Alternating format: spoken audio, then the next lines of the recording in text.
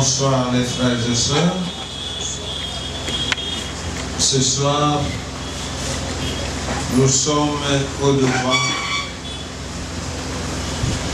de ce peuple de Dieu afin de développer un thème qui est tiré de l'alliance hydramique, qui est une alliance qui repose sur la déclaration de Dieu pour la bénédiction de son peuple.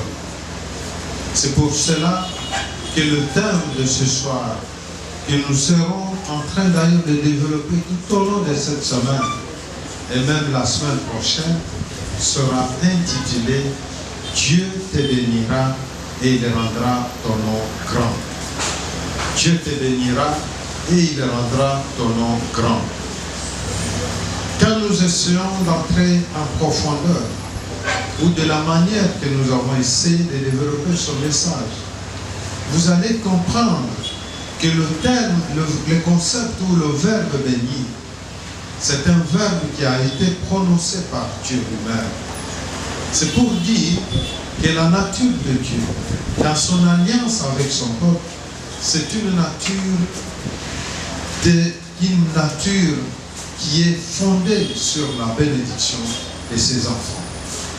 Et c'est pour dire que la bénédiction, ce n'est pas quelque chose qui devra être l'objet de la recherche ou l'objet de tout ce qui prend le temps des enfants de Dieu. Parce que ce qui aurait pu prendre le temps des enfants de Dieu le plus, c'est ce que le Seigneur nous dit. Parce que parmi les paroles les plus puissantes qu'il prononce après sa résurrection, avant de monter au ciel, il dit, vous resterez prêchés de la repentance et le pardon. Et c'est pour cela, ayant déjà déclaré cela, la Bible dit qu'il bénit ses disciples et il s'en alla. C'est pour dire, il est en train de rentrer presque dans le schéma de faire comprendre aux enfants de Dieu que la bénédiction pour vous c'est un droit.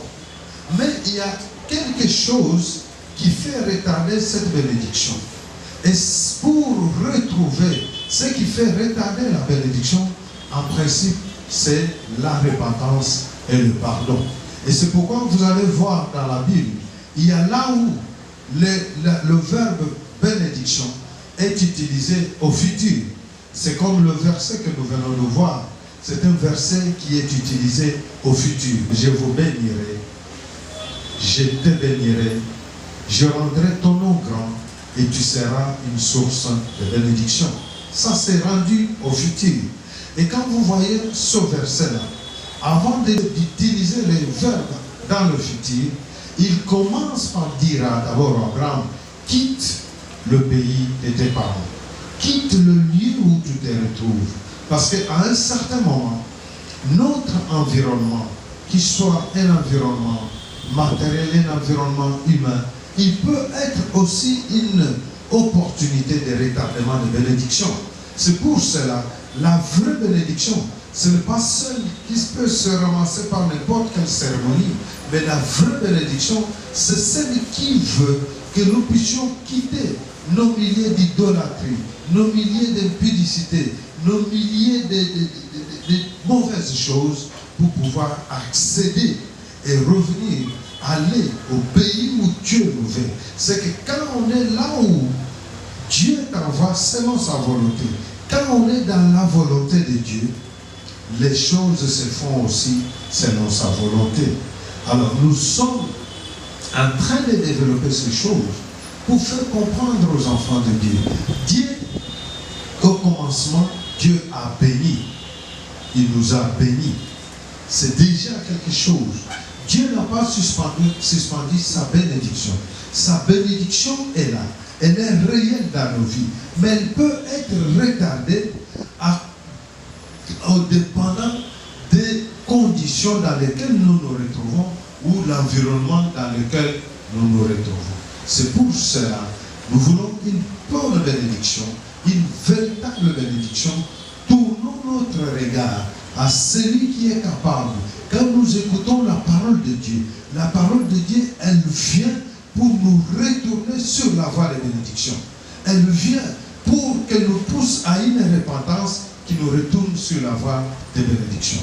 Arrêtons de faire croire que la bénédiction, arrêtons de croire que la bénédiction, c'est un feu magique. La bénédiction, c'est quelque chose que nous pouvons acquérir dans n'importe quel état d'esprit. Non. Elle doit être matérielle, mais aussi et surtout spirituelle. Et nous l'avons. Dieu dit, il nous bénira. Et il dit, vous serez une source de bénédiction.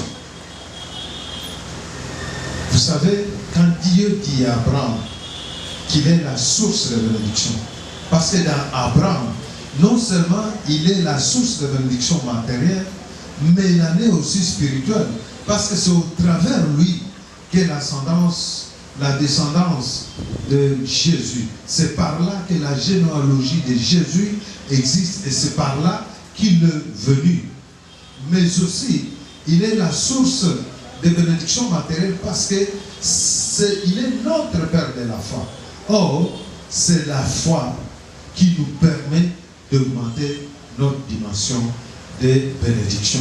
C'est pourquoi il est écrit que si nous avons la foi comme une graine de s'élever, nous pouvons déjà déplacer la montagne. Mais si nous l'avons plus grand que ce grain-là, imaginez-vous combien de problèmes, combien d'obstacles, combien de difficultés que nous pouvons déplacer dans nos vies. C'est pourquoi j'ai dit à quelqu'un ce soir que ton nom devienne grand.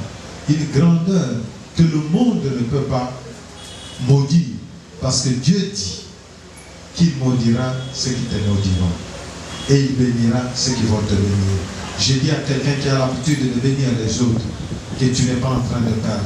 Parce qu'en les bénissant, Dieu te bénira. Que le Seigneur vous bénisse.